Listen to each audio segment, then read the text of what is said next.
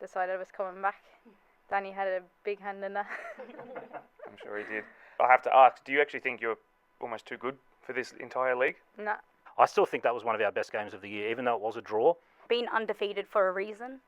Like I said, I think that's a crime. So what was your reaction to finding out? And are you frustrated by what the consequences could be of that? Look, we've just got to get on with it, I suppose. But yes, at the time when I found out, we only found out when we actually got to the field. Without sounding too confident, I do think we'll come away with a... It was a tight game, even though Kellyville had probably more possession than us. It happens more times than not. Even when we played Marion, they actually had more possession than us, but we beat them 5-1. We really want this, and I feel that this team has the potential to beat Holroyd. No, if anything, it puts pressure on them. So, yeah, bring it on, Holroyd. On the fighting career you got going on the side? So I had my first fight 3-4 weeks ago now. Won. Nick, we're getting live updates, by the way. Basically, that Parkley's first grade team has just drawn 2-2 with Oakville. You might have actually just won a final spot tonight with that result. I believe so. So let's get a live reaction to that. There was a couple of good games in there. Obviously 8-0 over Oakville was very good, enjoyable. Hello you wonderful people, and welcome back to the Blacktown Premier League podcast. It is sub-zero temperatures here at BEST, right near Blacktown Football Park, by the way. We've just finished an interview with Prospect, but the important part of this weekend is not the fact that just a single point will get Prospect confirmed in a top 4 position. It's the fact that the WPL title will be decided in 90 minutes between first and second place. That's why we got Holroyd on the podcast this week. This is one of the biggest episodes that we've ever done. It is a huge, huge match of the round in Prospect, and I cannot wait to see you all there making the drive out to Guildford on Sunday afternoon. So let's cue that intro music and get into the important parts of this podcast. Here come Workers on! But it's fallen here towards Icon! Oh my word. To find her teammate in Izzy Grant! And now played and struck! And in! People, Ryan Dominici! And further forward now, Tangira! We're all ready to play, and yeah, we'll go out and smoke it this time. Not sure if I said it, but my name is Marco DePoli, by the way. I don't want to take too long before we get into the interviews, but I've been told that we should bring back the results section. So let's go through some results, and we'll wind some highlights packages over the top of that as well. Okay, back by popular demand. Well, since we are speaking about the WPL, let's start right there in the match of the round, of course. An incredible game, 3-3 between juniors and Colts. The lead changing head 3 times. Phenomenal footballing game with ebbs and flows here and there. Rouse Hill Rams beat Parkley 6-0 as the Rams continue to improve and Parkley continue to do the opposite, unfortunately. Marion, despite being down on starting players, beat Norwest 3-0. A mammoth game between Castle Hill United and Ropes Crossing. And by the way, just a little shout out to our friends across the M7. Castle Hill United, I think, also beat Rouse Hill Rams, speak of them, in a Hills Cup final tonight. So congratulations to them, by the way. That's a really nice achievement from you guys.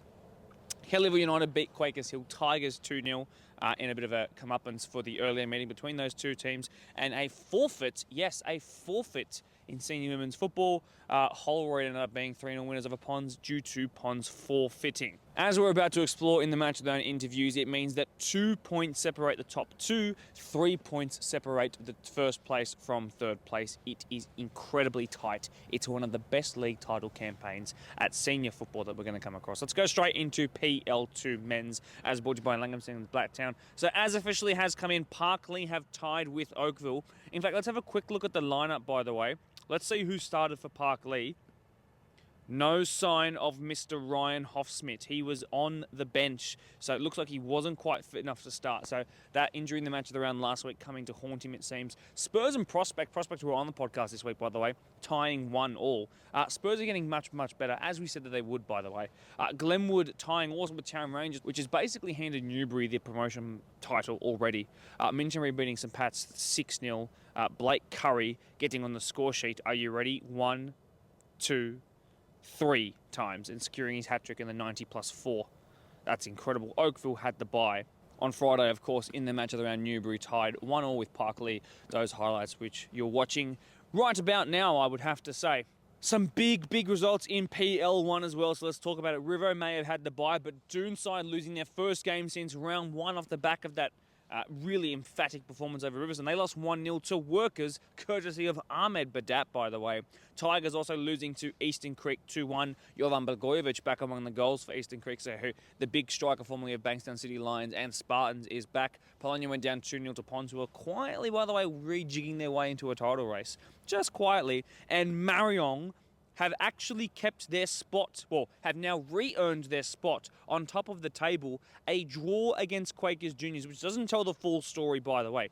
Firstly, Quakers Juniors might have actually saved themselves from any sort of relegation threats, by the way, with that point to pick up, because in first grade that 1 point will be worth 3. But this is the important part. Marion were down 3-1. Marion were down 3-1 with 5 minutes left to go before Ethan Kerrick and Dante Suarez picked up 2 goals to make it 3-3 in what must have been one of the most incredible games. Even though they didn't get the win, that is an incredible result. How many times can you say incredible? That means that Marion have gone back on top, as they always just somehow tend to do. Doonside behind them by a single point. A reminder that they play in 2 weeks, by the way. Ponds then have a game in hand on 28 points, so there's a 6-point gap to Doonside in second, but the game in hand, and of course they play Doonside later in the season. Workers now with a 5-point gap over 5th place, meaning that they've probably now, with the law of averages, secured top 4 again. And they'll be a threat because they're picking up some good points now in the latter part of the season. Right, should we go into some interviews finally? I really think we should. For the first time ever, we're going to break some policy and go and chat to Holroyd. It's a long drive, so make sure you leave a like if you enjoy this one. We break policy and tradition when there is a team sitting undefeated at the top of the WPL and with a goal scorer that has 42 to her name. I introduce some of the best of the great bunch from Holroyd, as well as their coach and club president, Danny Rizk. Sarah Bernard, I start with you directly to my left. We have a lot of catching up to do since the grand final of the inaugural season. Your goal that day was the best. You were probably the best on ground, in my opinion. Do you have fond memories of that day? Yeah, it was a great day. Lots of fun. Good to come out with the win. In terms of Holroyd's inaugural season in the WPL, couldn't get much better than the whole league campaign and into the finals, and then the grand final against Parklea was pretty perfect. Do you have to agree? Definitely. Okay, yeah. Excellent. Last season, the league campaign wasn't like the first season. Danny, I'll get you to grab that mic, pass it down to you on your end. But a good run towards the end took you to the grand finals again. So didn't quite finish and maintain that league title, but you did finish in that grand final spot, runners up. Kellyville were the better side throughout the year, and in the grand final 5-3 in the end. Tell us why you think there was that drop-off in terms of the league form coming into the second season, and then tell me how you recovered it, and even though you fell a bit short, how did you recover it towards the end of the year with that form? Never easy going through a season like 2023 and then coming back and backing it up. It's never an easy thing to do, especially when you lose 6 players. We did recruit, but probably had a couple of players that were not quite up to the same standard that the 2023 team was. What didn't help us also was a ton of make-up games throughout the middle of the season, where we actually played that grand final with 11 fit players. The girls on the bench were mostly injured, so definitely very different to 2023, where we had a very good run with not many injuries. Just comes to my head quickly as well, one thing that I know you guys became synonymous with and started really was the reserve team, or the all-age team that played that feeding role.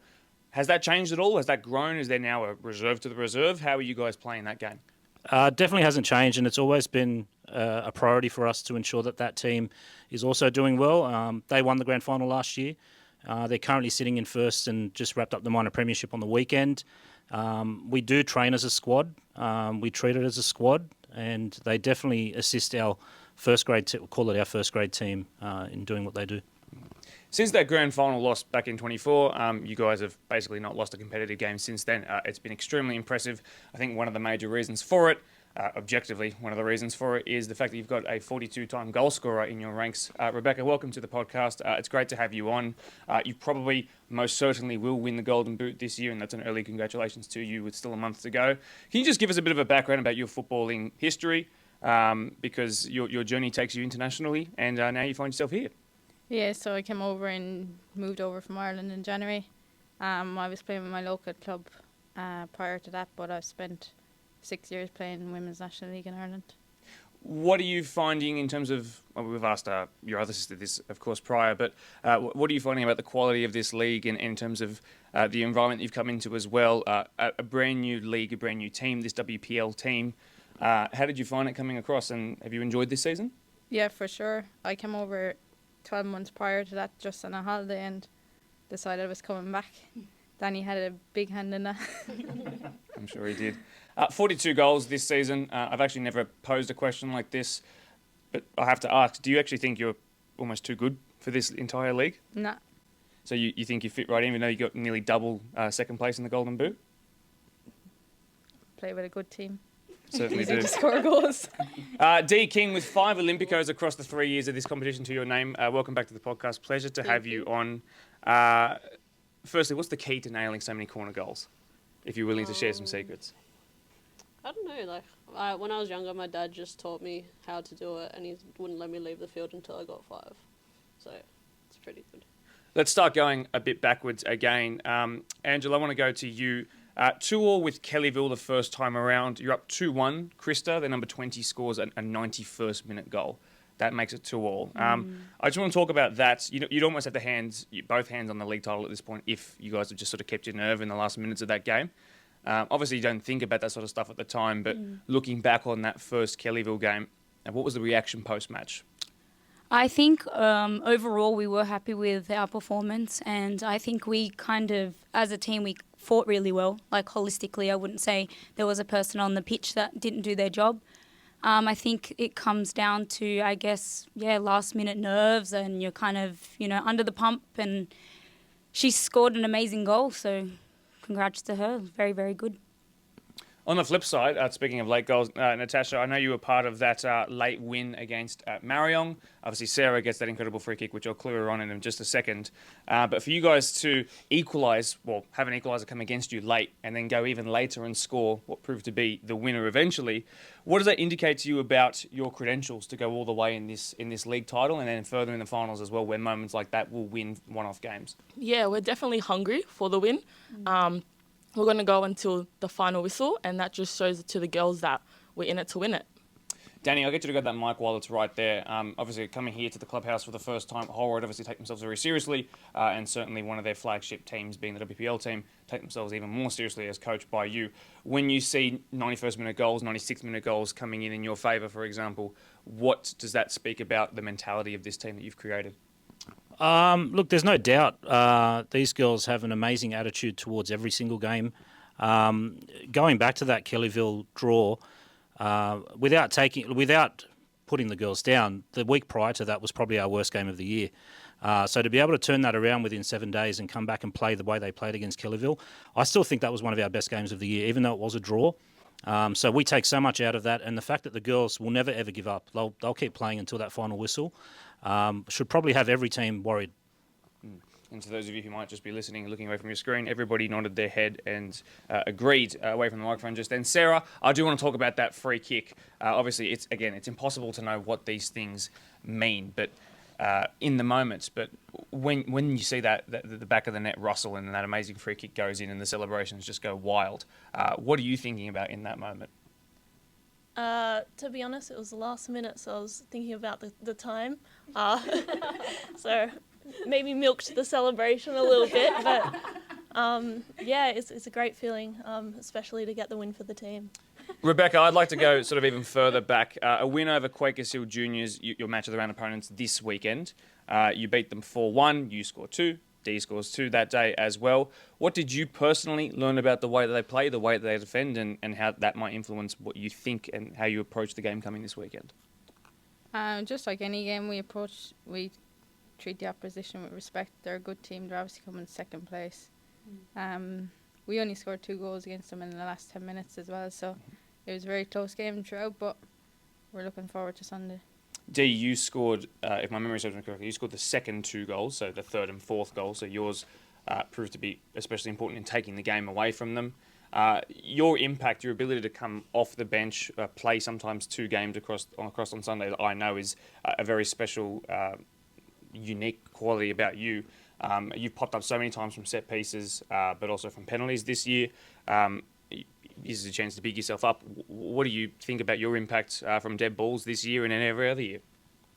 I think this year I've been better with my corners, and I've only missed 1 penalty this year, so we're going all right.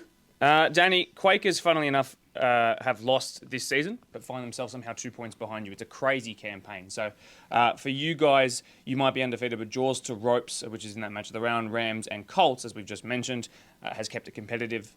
Rams and Ropes, especially on paper, I think are games that you might look back and think we should be getting the maximum points out of that. I can see you nodding your head out of my peripheral. Are you worried that those games might come back to haunt you if this match of the round on the weekend doesn't go your way? No, not really. It probably keeps us on our toes a little bit more, so we approach this game with a little more urgency. So probably a good thing. I know the girls are up for this game. We've been looking forward to it for a while, and results don't always go your way, and probably better to get those bad games out during the season rather than later on. Natasha, I go to you just about the 3-3 in that match of the round. Rebecca scores a match of the round hat-trick, which we'll just brush over because it's becoming normal at this point. But the lead changes hands a couple of times. You guys pounce on a mistake that they have from playing out the back. It's a game where they scored very legitimate goals against you and probably performed at their absolute highest level. So was it a surprise to play against a team that potentially matched you on the day in terms of at least the goals that they scored?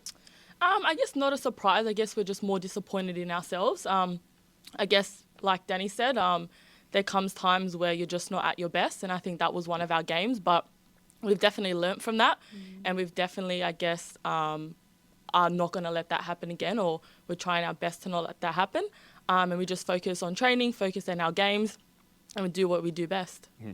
Angela, you've got the hardest run-in of any team for the last month of the WPL season. You play the entire top 4, obviously excluding yourselves, separated by what should be an easier game, potentially a banana skin against Norwest.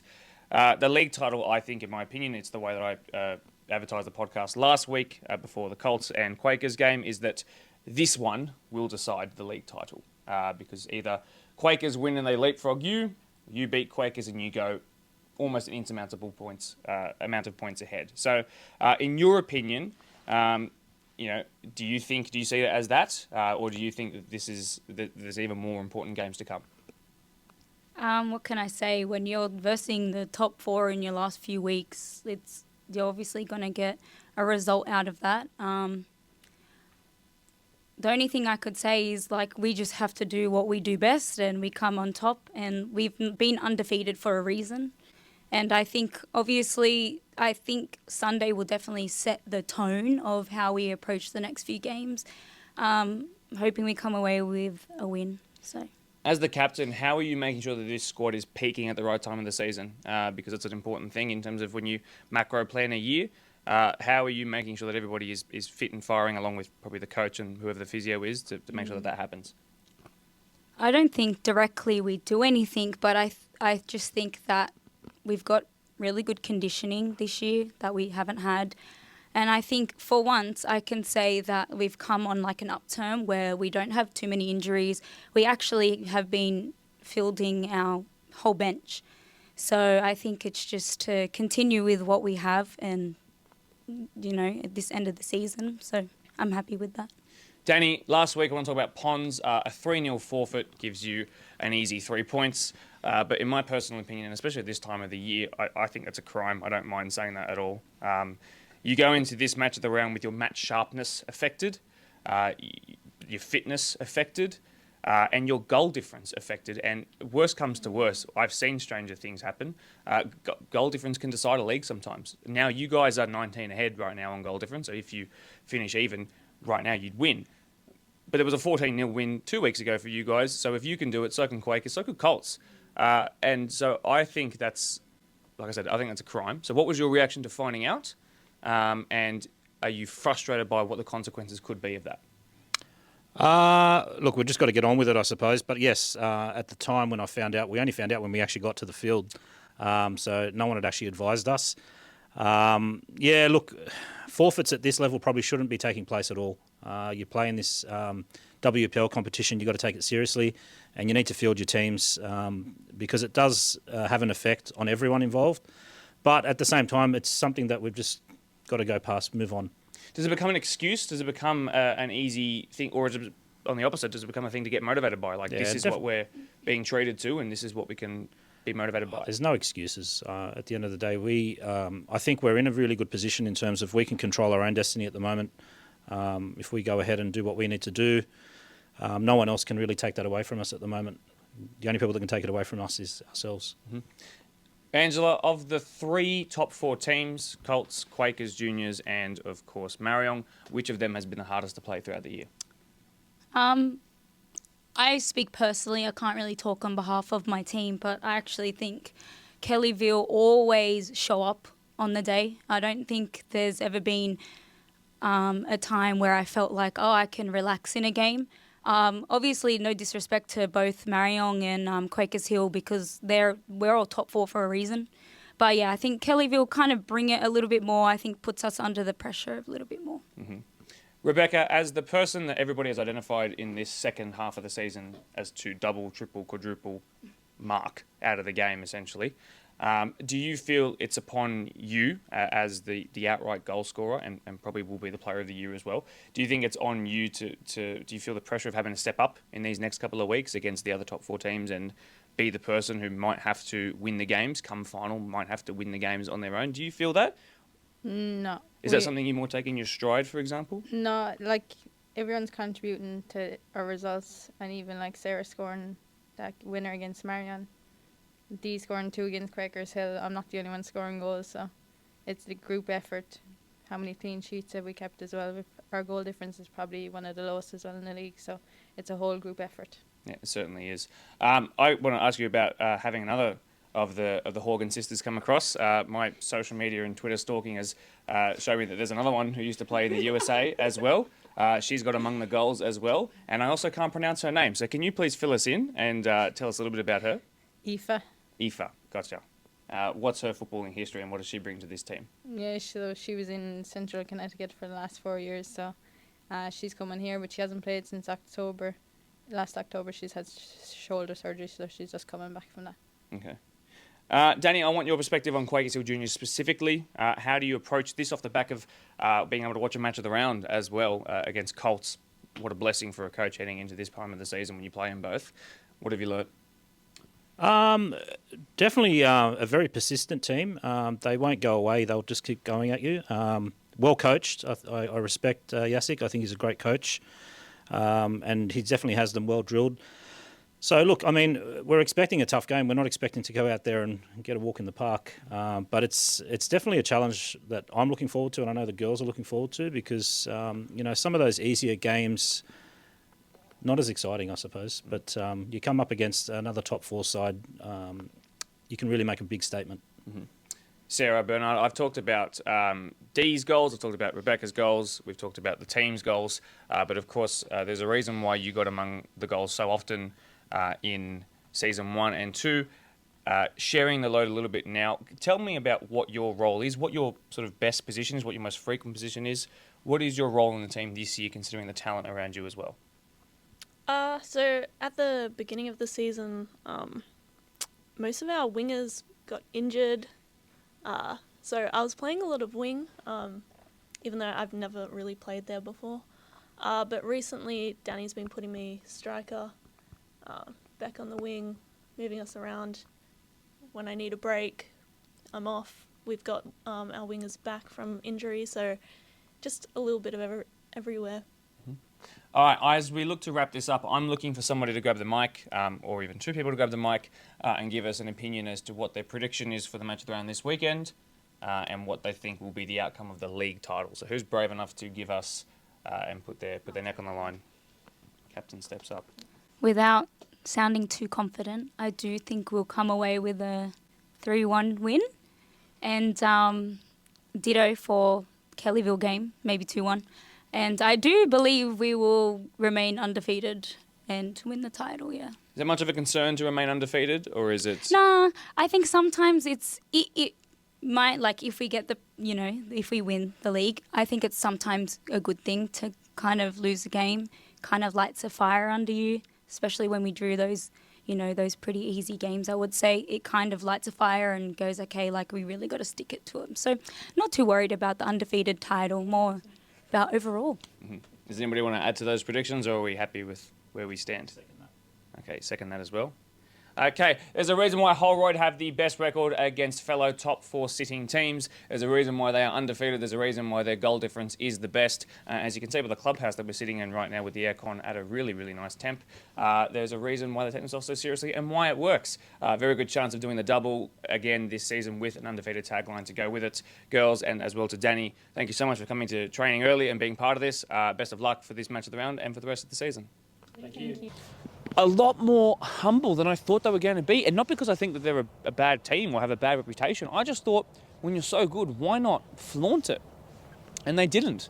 And I was so impressed with the way they approached it. That clubhouse, by the way, I was so impressed. I mean, compared to being standing here right now but not being able to feel my toes is quite a difference. But that is so amazing. Obviously, really, really look after their senior teams, if not all their clubs, and a really, really impressive insight into the club and the way that they're going about this finals push and beyond as well. Really interesting. Now, my chat with Quakers Hill Juniors is difficult because I only chatted to them last week. How much can we really, discuss that hasn't already been discussed because we went into such depth last week as well? Well, I did my best. So what you're going to get out of this is the impact of missing one of the Grec girls, what drawing the game could mean, what losing against Holroyd this weekend could be, how they've backed up what they learnt from the Kellyville game. Don't worry, I asked all the important questions. Let's go chat to them right now.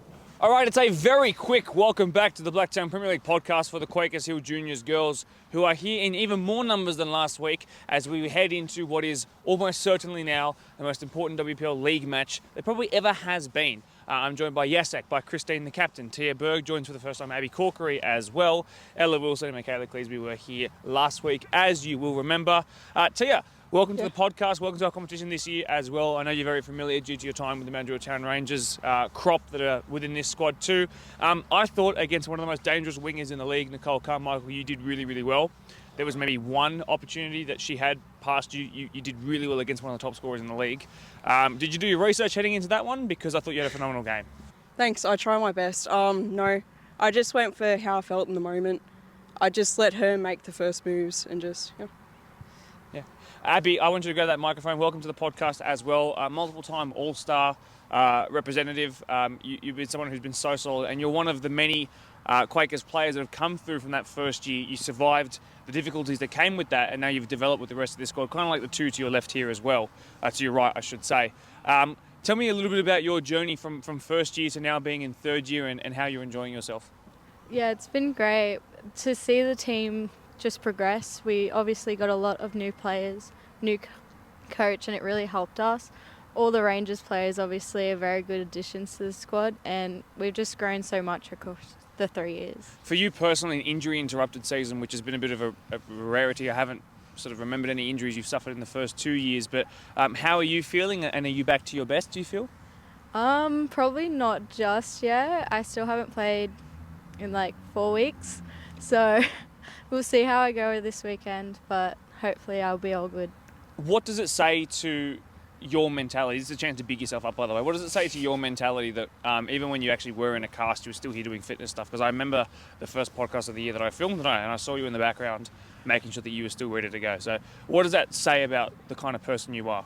I'm obviously working hard. I didn't want to lose any of the fitness that I gained during pre-season, so I kept running even though I was in a cast and couldn't play or touch a ball, but I continued coming down and running, so... Excellent to hear. Christine, welcome back to the podcast as well. Missing on the weekend, and I think that was a presence that was definitely missed at the base of the midfield in front of the defence. Kellyville, I have actually seen some of the stats and done my own research. I feel like they had more of the ball. They had more of the ball in your defensive half as well. And I wonder if you might have made a difference in a game that was ultimately on the scoreboard quite tight and performance-wise quite tight. So where were you, and were you upset to miss that one? Look, I was at a christening and I was definitely upset. I have missed both games we played against Kellyville Colts, so I really don't know how they play. But I don't know. I mean, maybe in the semis, we might come across them again, and I'm not missing the semis. So, yeah, I think it'd be great. Christenings for Christine can wait. Jacek, let's get a bit more serious into the analysis of that game. We spoke about how you would prepare. We spoke about how you would deal with some of their threats. And it was such an entertaining game. So first, let's start there. How much enjoyment in terms of a 6-goal spectacle, how much enjoyment did you get out of that? Yeah, before I answer that question, I just wanted to remind Christine that it's on record now that she's not missing the next game in the semi-finals, which we can then play back if needed. But yes, Mark, it was definitely an enjoyable game. For me as a coach on the sideline, I sometimes miss stuff because I focus on certain things and I might miss a couple of things, but I always rewatch it later on our video 10 or 12 or 15 times or whatever times I need to break the game into pieces and analyze it properly. But it definitely was a tight game, even though Kellyville had probably more possession than us. It happens more times than not. Even when we played Marion, they actually had more possession than us, but we beat them 5-1. So and we had 7 shots today, 4. So possession is overrated. Yeah, I know what you mean. Certainly the way I play in all age 7, that's for sure. Michaela, I want to go to you if you could grab that microphone for me. You're someone who commonly plays the out ball. You look for either your number 10 or one of your 3 attackers. Not having Christine meant that she couldn't do that. So really, a lot of that burden came onto you. Every goal kick came to you, and then you would do something with it. And without Sophia being there, which we will discuss further in a second, that gave you pretty much 1 or 2 options to find. And eventually, I think Kellyville caught on to that. Yeah. In terms of difficulty in adjusting to that game, was that a tougher one for you? Definitely a tougher one. Chrissy does provide a lot in the midfield. She does check in a lot for that ball as well to help us distribute it out. And I'm one of the ones that can actually clear the ball quite far as well. So our left side's really good at passing shorter passes, while our right side, I'm more clearing it to our 10. Or we can play our shorter passes, but more often we do play that longer pass out of the right side. So... Let's skip a bit further forward as well. You're speaking of that long boot that you do have. It causes the 3rd goal.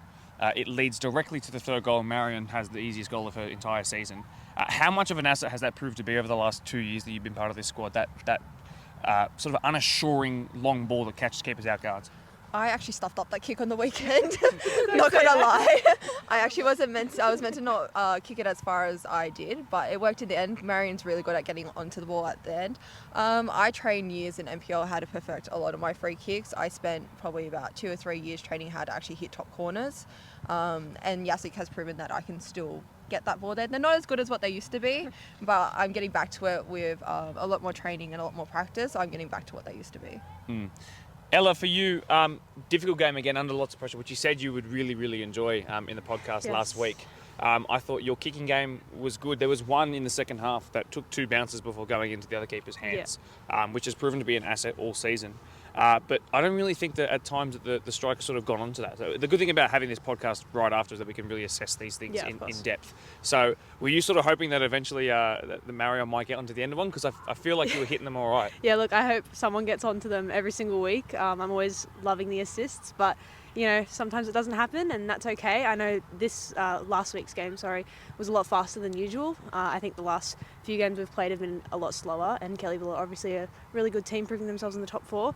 So definitely probably a little bit of exhaustion, a little bit of laziness running onto that ball, which would have affected it. But yeah, I still think it's going to be an asset. I'm still going to continue to kick them and hope that they get there anyway. So.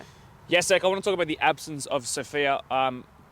I was under the impression that she was starting. She ended up not. And I really do think that it meant that most things had to come through Izzy, and then Izzy tries to find Marion. And it works because both of them are really stellar footballers. But I think eventually Kellyville did sort of catch on to it, even though it still ends up with 3 goals in your favour. So how much of a loss was the absence of Sophia?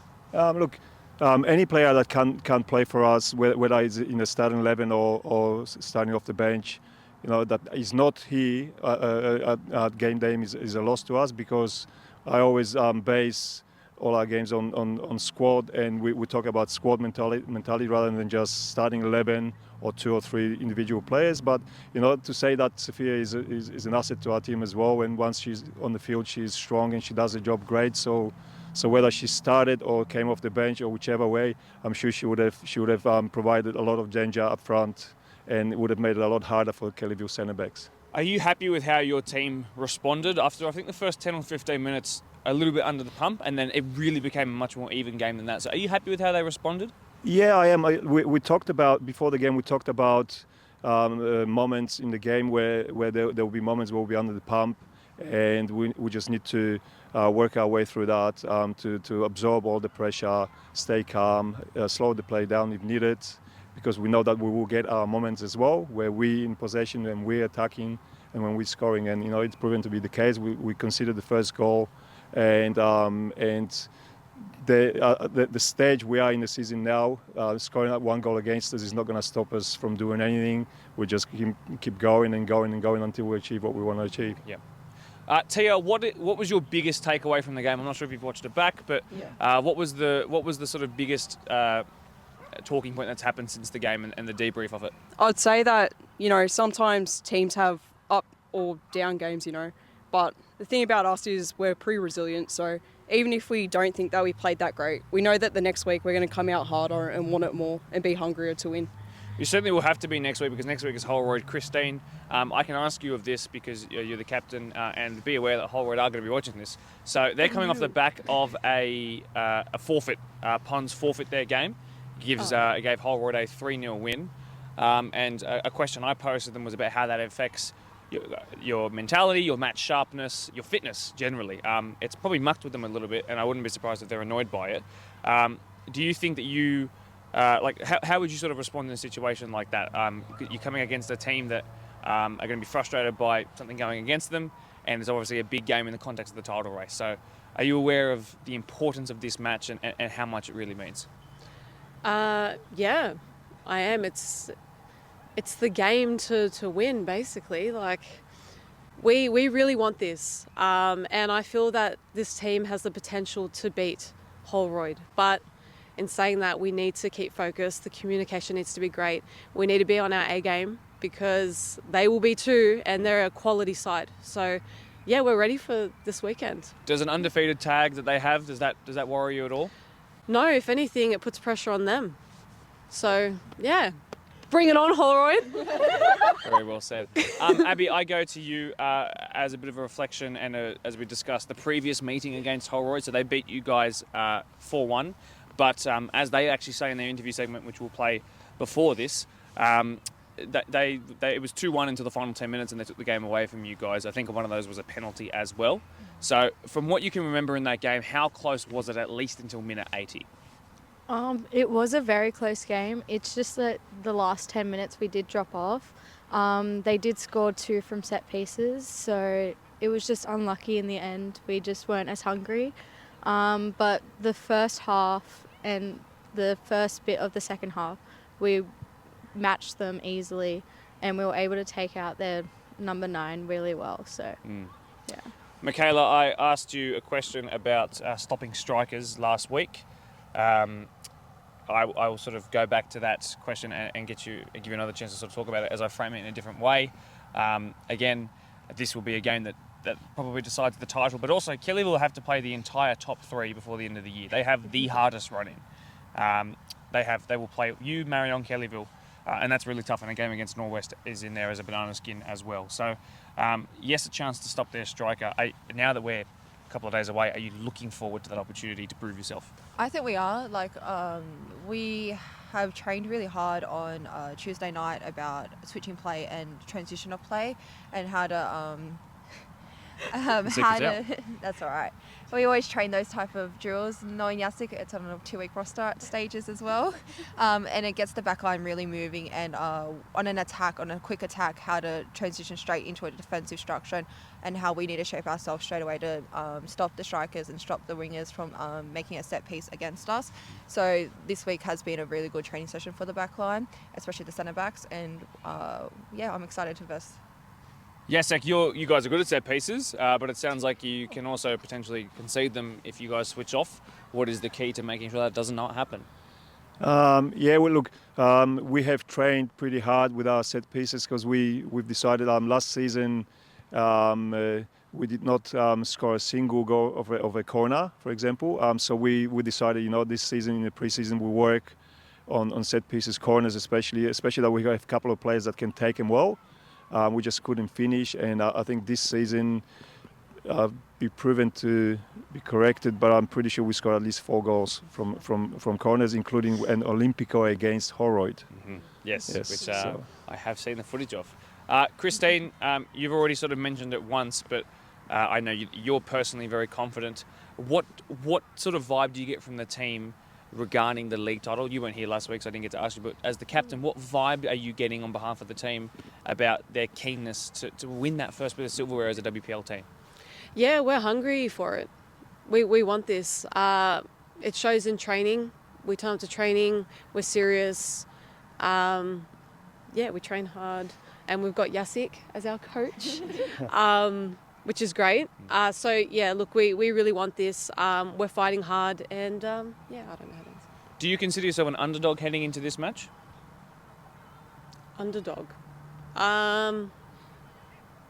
Define... As what in, you're trying to say. if there was people putting bets on this match, they'd make less money if they betted on Holroyd. They'd make more money if you ended up winning. Yeah, I reckon. And does that benefit you in some sense that, again, the pressure is on them, like you kind of said before? Yeah, pressure's on them. I mean, we're a quality side, so are they. I felt like when we versed them the first time, we were a challenge definitely in the first half. And like Abby said, we did drop off. But this time going in there, we're not dropping off. We're going in hard and, we're not quitting. So fight to the end. Ella, I'm looking for a prediction as we head into this weekend's match of the round. Anybody can give this answer, but I want to go to you first. You're going away to them. It's on both of you to win. Whoever wins goes top of the table, or will stay top of the table in their case.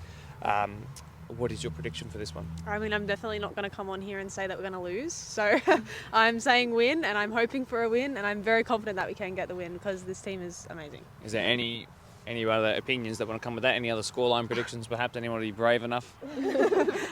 Please don't, they're so expensive. Yasek, do you want to provide any sort of backup to that? Like score prediction?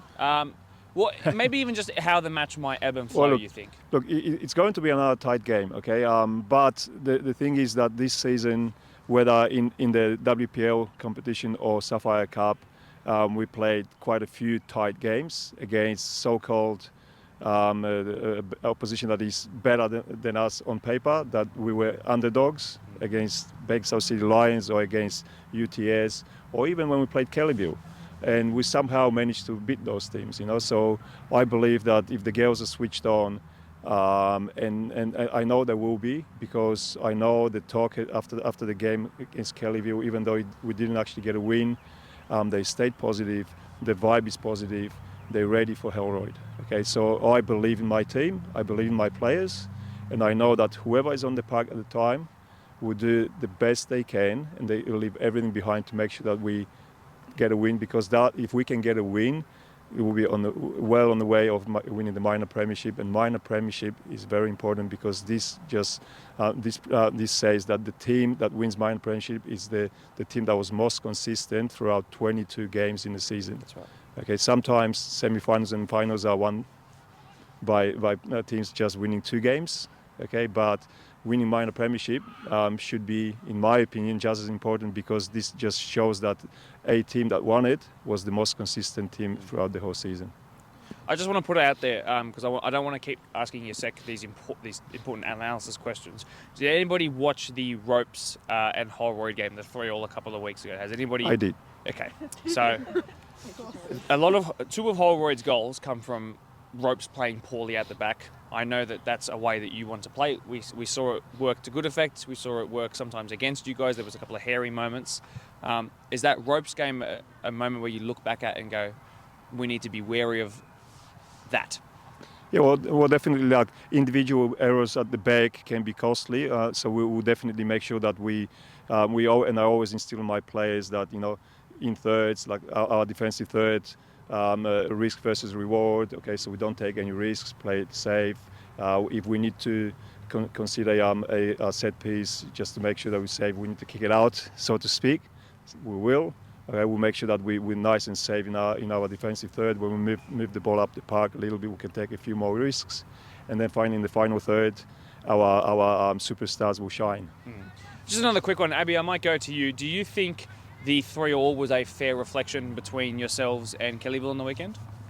No, I feel like we definitely had the better of the chances. Obviously, they had their good chances, but I feel like in the end we did have more that we should have finished, and I feel like we should have won it. Okay, heard it here first. Thanks very much to Quakers for coming out on a non-training night and giving us a ton of talent to speak to as well. This is going to be, it is the most important match of the season. You could argue it's the most significant one in the history of the WPL. It is extremely exciting what this game has in prospect, and what it could mean for the league title is extremely black and white. Guys, thanks so much for being on the podcast here tonight. I really do appreciate you guys braving the cold, and good luck this weekend. Thank you. They seem confident. They seem really confident, and I'm not sure whether they sort of were putting on a facade or a mask, if you like, but I believe them. And even though they know that they probably could have played a little bit better, and if they had their full squad, they could have got some more points out of the Kellyville game. Sorry, I thought someone was creeping up behind me. That was quite weird. They were confident sounding. Good to hear Ella Wilson being confident after what was in truth a difficult game against really, really tough strikers. Let's go and chat now to Prospect. By the way, this is where they're training. This is a really nice little pitch, by the way. I'm just going to say that if you couldn't already tell. Really, really nice facility. 2 teams that will most likely make it into the top 4 now. And let's find out how close they are, by the way, because they have a live score update that happened in the middle of the filming. That's really cool and unique. So let's do it. Let's chat to the Prospect boys ahead of their match of the round against Glenwood. Been a long time since we chatted to the Prospect boys on the podcast, but ever jovial and always bringing a smile to our faces. We're joined by Adam Dunn, James Cossier, and a late inclusion for Nick Sarkos as well. Thanks very much, guys, for braving the cold after training. We'll keep this nice, short and snappy. Adam, been a pretty healthy start since the last time we spoke. It's been a pretty healthy ongoing season since then. First season back in sort of this rebuilding era under a new coach. I think it's pretty safe to say at this point. 2 teams in in Resi's and first grade. You must be happy with the start to this new era. Yeah, we're very happy with the results we've come and had for the season. Look, we started off pretty iffy. We didn't get our feet right, but we came good in the end. We had a good run.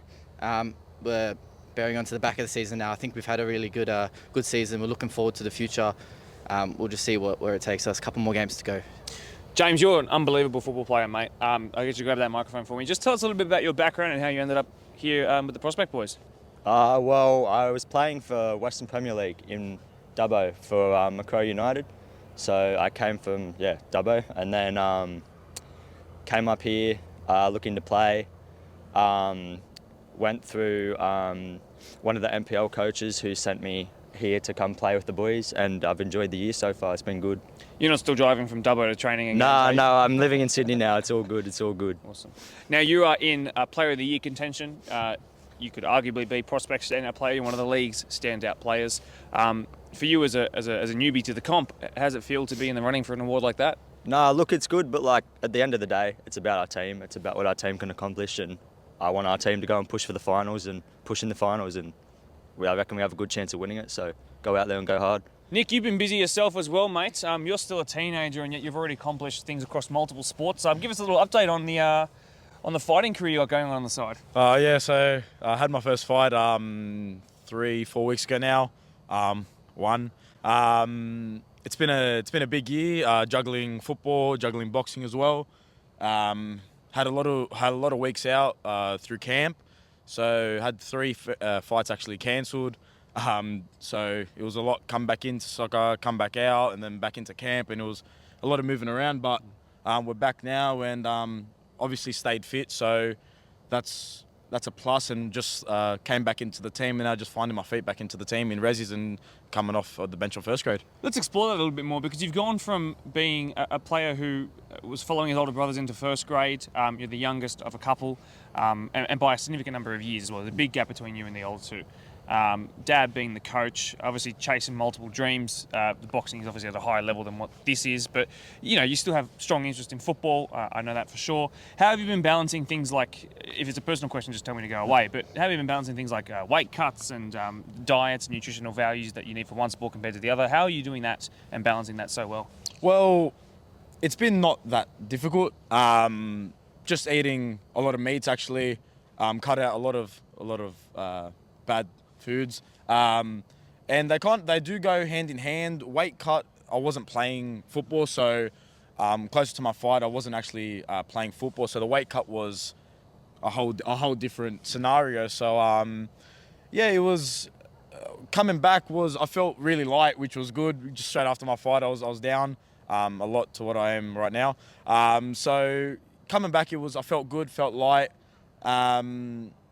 Yeah, well, with my brothers and all that, they've always been very helpful as a sense. It's hard sometimes to play with your siblings and your dad as a coach.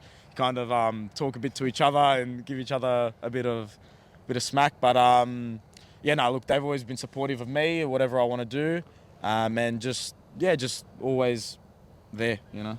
Oh, thanks for filling us in. That's a little bit of insight that I'm not sure many athletes in Premier League 1 or 2 or Women's Premier League will be able to relate to. That's really awesome for you to give us that insight. Thanks, bro. Adam, I'll get you to grab that mic. Let's throw all the way back to the first match of the round, our first conversation of the year, because we have another Newbury match to talk about a little bit after that too. That first one, though, that was the first real introduction to what Newbury have been all about, this seriously mega squad. You guys didn't play badly that day. They were a better team. What do you remember about Dump One? And I'm sure we just got to touch over that before we head into the more important stuff that's happened this season. Yeah, I think it caught us by surprise. The level of football coming from PL1 down to PL2 wasn't what we expected. It was really up there. I mean, they're a good squad. And yeah, look, they just caught us by surprise. But nonetheless, whatever happened in that first game, we had a really good season after that. And I'm proud of the boys for what they've done. The boys who have played for us, who are new to the team, just really happy with what they've done. Now, Sid was meant to be here to answer this question, but he's obviously not anymore. He decided to dip. In the next game against Newbury, you guys go down 3-0. You then claw it back to 3-2. There's a late red card for them, a second yellow offence. Maybe if you guys want to answer this in tandem, that's totally fine. But why were you down 3-0? And then how did you claw it back? What went so wrong and then so right? Yeah, look, it's just the goals we concede are just too easy. It's just not on our level. Not much to say, really. I mean, football in the end is football. We can control what we control and we can't what we can't. So, anything from James? Well, James, I will go to you now. Sorry to interrupt you, Nick, because you scored 2 goals, including a late 90th minute winner against Town Rangers. And really from there, they kind of have their promotion hopes derailed. So you must have really put a spanner in their works. What do you remember about your brace that day and particularly about the winner? What kind of emotions were there after that? Yeah, we were excited to get that win, really, because we'd had a rough start to the season. Mount Druitt Rangers were well and truly above at the top of the table. And then had a rough start to the game, a couple missed opportunities, same for them, and then we scored the first goal and then they came back again and then we scored the winner in the last minute. And yeah, it was good, it was exciting, good to get that win. I'm sure it was. Nick, we're getting live updates, by the way, basically that Parkley's first grade team has just drawn 2-2 with Oakville. Yep. Now, heading into this round, this catch-up round, they were 2 games behind you and 7 points. Yep. That means that even if they won those 2 games in hand, they still would have been a point behind you. That's now a significant gap. In first grade, you might have actually just won a final spot tonight with that result. I believe so. Let's get a live reaction to that. Is that a satisfying feeling, knowing that you've pretty much guaranteed finals? 100%, yeah. Look, we're coming for it all. We're not here to just play our part in the final series. As all the other teams, we're here to win. And it's about just having the discipline, having just the push now to go forward. We know what we can do as a team. And with our coaching staff behind us, with the players that we have, everyone plays their part, and in the end, results will show. And it's just up to us now to get the job done. Adam, since that since that Newbury game in particular, you've been undefeated. So five games. That includes 2 draws, which are the most recent, but 3 wins to go there too. Yeah. That's a pretty good run of form. That's really what's turned you around and put you into that top 4 in first grade at least. Was there a switch flick? What was there? Was there a momentum shift in training? Was there? What do you sort of remember that sort of launched you into this good run of form? Look, after the first couple of rounds, we found our feet eventually, and yeah, that good run of form was really good football, and enjoyable to watch, and enjoyable to play, and everything that came with it. We were really there for training. Like Nick said just then, the discipline we had from the get-go probably wasn't what we wanted, but we switched it. We got our heads focused, we got our heads down, and we played football. And look, there was a couple good games in there. Obviously 8-0 over Oakville was very good, enjoyable, and everything after that was just, yeah. James, I just want a head nod from you while I ask this question. Would you believe me if I told you that this team actually forfeited a game last year? No, I wouldn't. Okay, because this prospect team was in a very different spot last year, and it's come a long way since then. So when you joined this environment and they had this reset in the second division here, what were your first impressions? I want to hear it from someone who's a complete outsider. Literally, I mean, all the way out to Dubbo. I mean, far out. It's a long way away. What was your first impression when you actually joined up with this squad? No, at first, it was a bit confusing. Like, everyone was new to the squad, but like, nice group of lads everywhere. It was just the confusing part where everyone was trying to figure out where the squads were, who was in what squad. But that's just part of having a rebuild like that, part of having a new team. But everyone got along straight away and we kicked straight off. Mm-hmm. Now, Nick, you can speak on behalf of Reserve Grade a little bit more because you're working your way back into full fitness through there. They're sitting 4th right now, likely to make finals as well. We'll talk about promotion in a sec, but just in terms of two teams being in finals, I know I sort of asked Adam this at the very start, but if the two teams were to make that top 4, is that an A on the report card, if you like, for example, first season back in the second division? Oh, 100%. From what you said, where we were last year, even though it's a whole different group of lads, where we started from and how it was looking at the start to what we are now, and it's not just the results, it's the way that we're playing as well, which is a massive, massive thing, especially that game against Rangers. That was just a massive, massive discipline game. Just stay disciplined, and we stayed disciplined right to the end, and that's why we got James. That's why James scored that last-minute goal. Mm-hmm. All right, so yeah, it was just it's a massive thing for all of us to be into the finals now, and just to keep going. Like, you know, we're good where we are, but we're not content, and we're just going to keep going. My mind throws back to, I mean, we're talking a long time ago, but I'm talking the Tigers last-minute winner, which basically got you promotion that year. Obviously, you guys are capable of scoring late goals. We know that's been Prospect's way for a long while. I want to talk about promotion, though. Two teams in 4th. Minchinbury have got a team sitting outside the finals. Newbury have got two teams sitting very high, so they've pretty much guaranteed first. Second is still that playoff spot, though. So are you guys still targeting that second spot? Look, yes and no. I think if promotion's on the cards, it's there for the taking, and we can get it. But like, we're rebuilding a squad not for just this year, for many years to come. We got a lot of youth which we're developing, thanks to the club as well. So look, promotion, we'll be happy to go back up no matter what. PL1, I think it's a good challenge for us, and we can definitely take some of those teams on. But where we are as well, I think we're also happy with. James, the great thing about Prospect is that they can offer the opportunity for stellar young players to potentially move into the NPL space. And I mean, there's not a huge, massive difference between NPL 3rd Division and Blacktown Premier League football. There's not a huge gap. It's probably more of a fitness thing and maybe a little bit of system adjustment. So for someone like you, what's your plan? What can you reveal about your plan? What do you want to do in terms of your years going forward in football? Well, look, of course that's a goal, to play as high as I possibly can, but yeah, I can't say I'm thinking too much about that right now. It's more just about our finals ahead and what we can do from there. Excellent. Adam, I'll go with you as we look to finish up. I'm looking ahead at this match of the round, in particular on Friday night. It's something I ask a lot of the teams that play on a Friday night. Does that kind of environment, being an end-of-week game, does it suit you guys and the kind of squad that you have?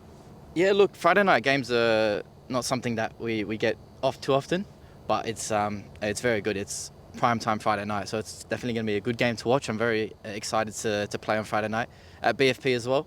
It's a ground we haven't won at, but look, it's that curse needs to be broken, and I think it's going to get broken on Friday night. I'm really looking forward to this game. The team that we're going to play, it's just top level everywhere around. Nick, let's talk about Glenwood specifically, off the back of a grand final win in first grade, struggling this year.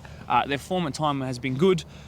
You guys have talked about not having the most solid defence. What they thrive on is scoring a lot of goals, but also leaking a whole lot more as well. So it's important for you to be solid from the start in first grade. Have there been conversations about how you keep some of their stars quiet in the first grade game? Just discipline, really. Just honestly, we just got to look at any day. Anyone can beat anyone, and anyone's day.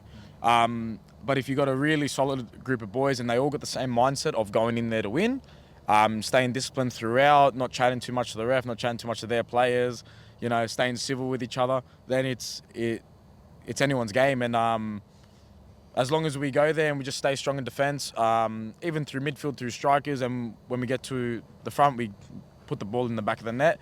Look, that's football, and that's what we got to do. So when it comes there, we've got to start strong, see how we go through the half, and then come out second half and even go, we'll have the game plan and keep going with it. James, let's talk finals a little bit as well. You got Minchinbury in the last round.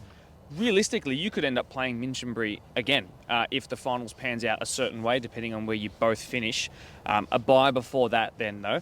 Considering the 5-game unbeaten run in first grade, considering Minchinbury, who you'll play in the last game, a chance to learn a little bit about them perhaps. What are your thoughts about heading into this final series? Is there a team particularly you'd like to come up against? Maybe the one that you've scored a couple of goals against? It'll be a tough game going up against Micho twice if that's what ends up happening. They're probably one of the best attacking teams we've played against in terms of they've just got 3 very good strikers up in their front line, scoring a lot of goals at the moment as well. But that'll be an exciting game to go there and be able to play them again. And I'm looking forward to that, as well as I'd like to get that third shot at Mount Druitt again in the final, hopefully, but we'll see how we go. Certainly a possibility. And Adam, just quickly as well, as the very final question, you might be the only finals. You'll be the only finals team. No, forgive me. I'll start again. You will be a finals team that also has a reserve grade team in there as well. That means you can't cross players across. You can't keep a whole group of boys fit. Town Rangers will be doing that as well, as will Newbury. I guess Minchinbury will be the only team that most likely don't have a reserve grade team in there. Does that sort of worry you, knowing that you have to sort of extend your squad across 2 sets of final series, or is that not a concern for you right now? I don't think it's How's a your concern. We've got the depth. We've got the depth to field 2 really good starting 11s in both grades. The boys from 21s have been backing up quite a bit in this season as well, which we're very grateful for, and they're very good players as well. So our depth is there. Certainly been a massive change from what we've talked about in recent years. I mean, even at the start, I remember you sort of just tediously talking around the topics and saying that you were positive, but there was a bit of hesitance in the way that you sort of approached that. But now we can see where you guys are. 2 grades most likely now to finish in the finals contention. It's a really good start to the rebuilding era. Guys, I'll let you get out of the cold, but thanks so much for joining me here tonight. Thank you.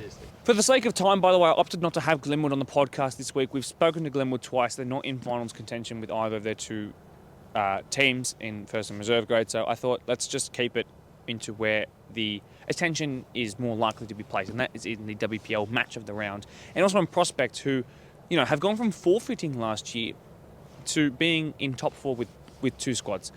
It's really impressive, and with 21s playing across both grades, that's really impressive as well, and I'm really happy to hear that they've turned it around. And it's not like they've cleaned the entire backroom stuff out. They've still got Peter Sarkos. A lot of those Greek boys are still there. The Sarkos boys themselves are still there. Adam Dunn, as you've seen, is still there. A lot of those boys, Danny Boozers was meant to be on the podcast tonight, but he unfortunately got called back at work. These guys are still here. It's amazing what a little environment shift can do. I mean, also playing on this nice pitch helped as well, but a little environment shift, it's really, really awesome to see. And props to them. That's going to do it for this week's episode of the Blacktown Premier League podcast. Leave a like if you did enjoy, by the way. It's such an honour to be able to bring you these episodes every week. And I swear to whatever you believe in, if I don't see you there on Sunday watching the Women's Premier League match of the round, because you have 2.5 days to rest, 1.5 days to rest after the Friday night match of the round. So you get home on Friday night, you go and watch prospects basically playing to secure their top 4 hopes, right, in first grade. And potentially keep their finger on the pulse of promotion, by the way, as well. Potentially, just there's a little tiny inkling of that being a possibility. Then you can relax, Then you go and watch the Women's Premier League match of the round, put petrol in your car and make sure you're there, because it's going to be hot, feisty, intense, and passionate. Which are all important things to have at a match of the round if you want a spectacle worth remembering. So, see you there. Good luck to all the teams playing this weekend. If you're in finals contention, go for your life and cue the outro music. But it's fallen here towards Icon! Oh my word. And now played and struck and in! Further forward now, Tagira! Ryan Dominici! Wants a second goal. Isabel Grant should have a second goal and finishes with ease.